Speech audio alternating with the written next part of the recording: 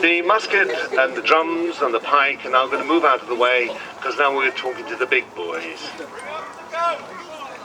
The Earl of Northampton's regiment is fortunate that we have 2 artillery pieces. Artillery pieces were obviously quite useful during the war because they had this greater range and the greater killing capacity greatly.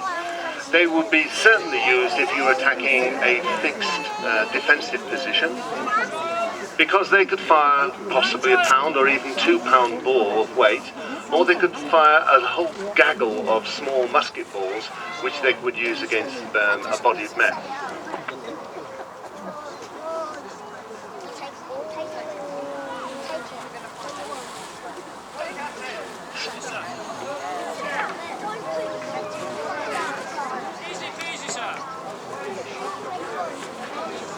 Another bet, can he load this big piece?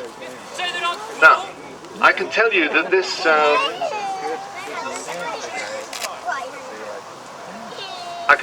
this particular piece fires 1/4 pound of gunpowder in one go. The musketeers would fire 16 shots with 1/4 pound. So what you're going to hear in definitely one hit, will be the equivalent of 16 muskets going off at once. So be prepared for it to be fairly loud. Right, the first thing that they've done is that they've scoured out the barrel. We'll see this again after they've fired, to make sure that there's nothing down there which might accidentally set off the piece. He's placed his bag of gunpowder home, and now he's putting down... He's put down the 1 charge already. He's now tapping the ball home, and he's tapping down the 2nd wadding, which he'll ram home as hard as he can. Am I? Oh, this is the first one, is it? Oh. Okay, now he's got to the grape shot. I should have been watching instead of talking, right? Now he's got the 2nd wad down, and so he's ramming that home because of the compression on the charge will make it burn quicker in a more confined place, and that is what will give the cannonball, its velocity. Right, the bag went in sealed, and so he's had to push down the touch hole, the spike, to pierce open the bag, and now he's ready to give fire. Never heard it myself, never heard it. Did it go off with a bang or not? That's better than a firework, isn't it?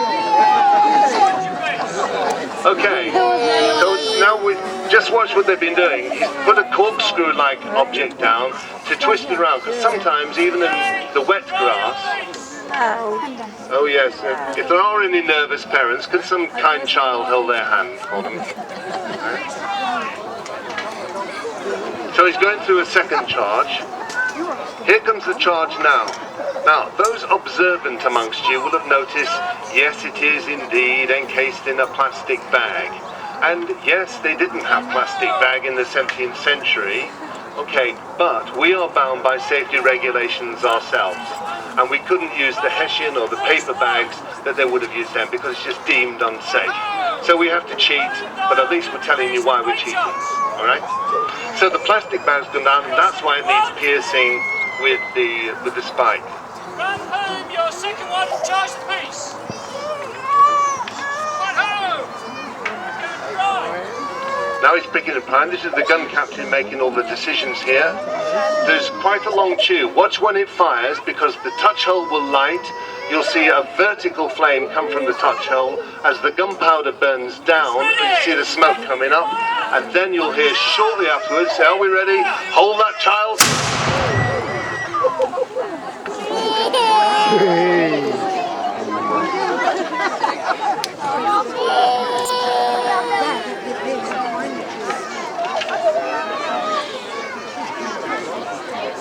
Can you see the smoke which is issuing forth?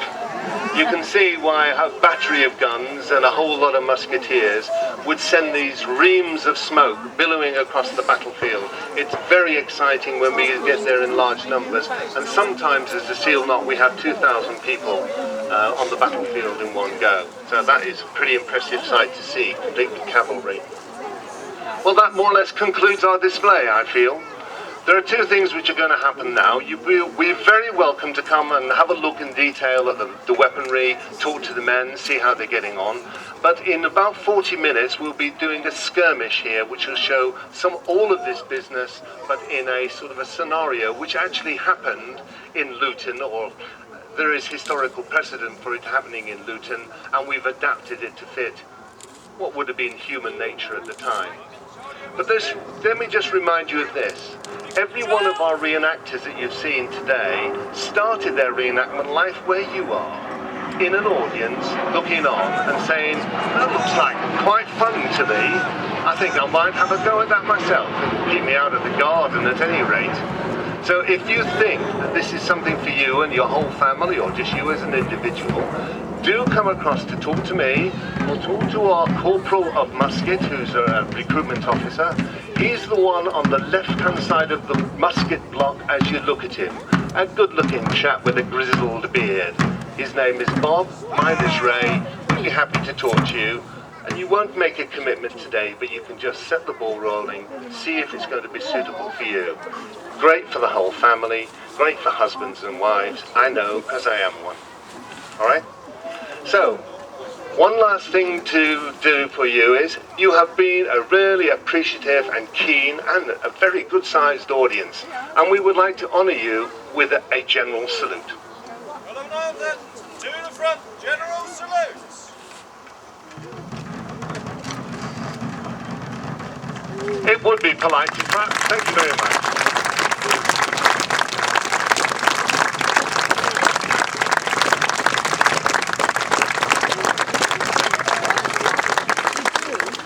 Thank you very much. We hope to see you in about 35-40 minutes when we'll be putting on our skirmish. And of course, you are now welcome to come and see our living history display, talk to the soldiers, talk to the women folk, talk to the kids.